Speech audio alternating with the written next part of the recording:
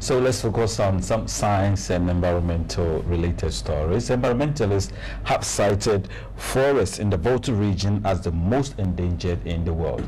The experts say with the current rate of tree felling, there will be no forests in 10 years, and this could cause environmental costs and desertification. Well, residents of Old Baika in the Volta region are worried at the development as tree felling continues to take a toll on them. Evelyn Tingma was there. Residents of Old Baika in the Volta region claimed the act has been increasing over the years. The community depends largely on farming, but tree felling has taken the hardest toll.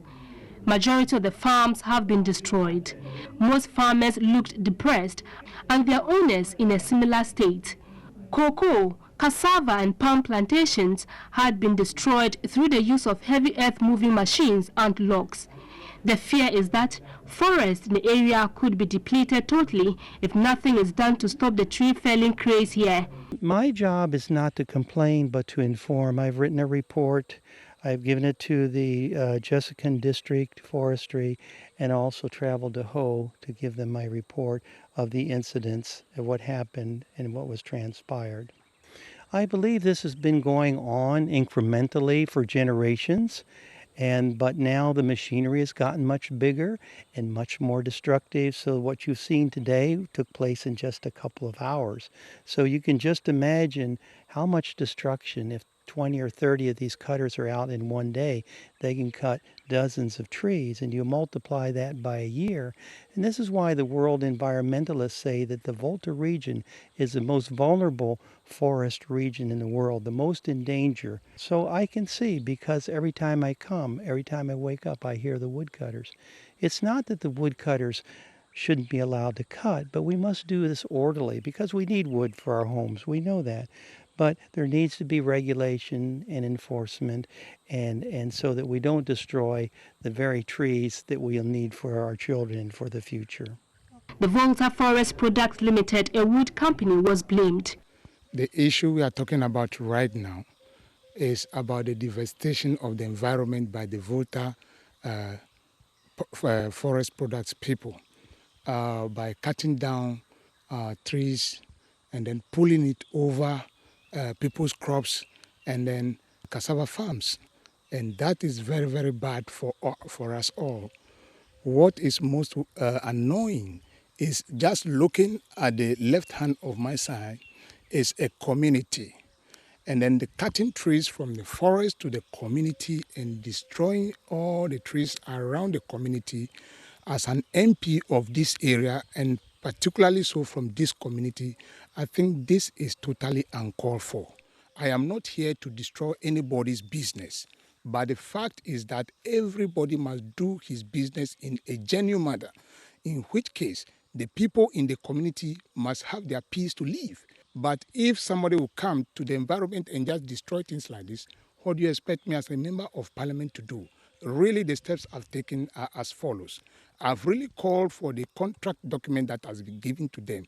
But to your amazement, their permit has expired on April this year, and they are now in the process of renewing it. While they've not finished renewing the permit, look at this they are doing to the environment.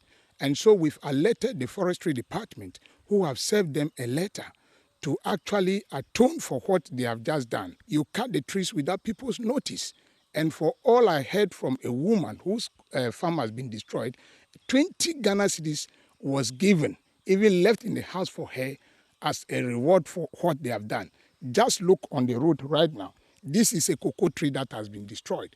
And so all that you see along the trail are cocoa trees that have been destroyed. Nobody pays for anybody. Nobody asks permission from anybody. And they continue to destroy people's crops this way. I think it is time for this type of thing to stop. And then the powers that be must call these Volta forest product people to order, because we can't accept this. If they have been doing this in the past, I am telling them right now, they will not have that opportunity. This is just a tip in the iceberg. Going through all the Boom communities, they are unacceptable elements there, just because this is the way they destroy crops and other people's properties. When you look on our roads, the bridge, because of the heavy load that they are using to cross the bridges are cracking under, and they are not going to actually repair that. Or the government will support me to actually be on them to rehabilitate some of these bridges. All the trees that are being cut here, the plywoods are exported outside Ghana. So in any case, Ghanaians are not even enjoying the plywood or from the trees that they are pulling down.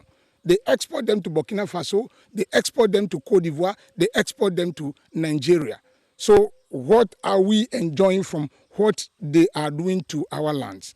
When we talk about global change, when we talk about climate change and then a global warming, what are we talking about? We're saying that the weather is changing right now.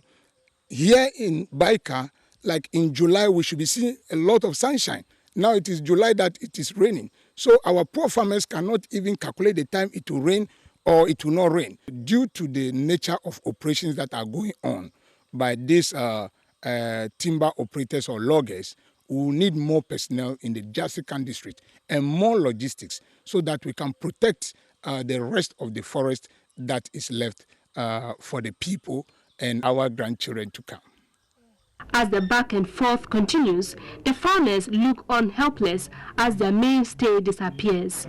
They demanded government's immediate attention.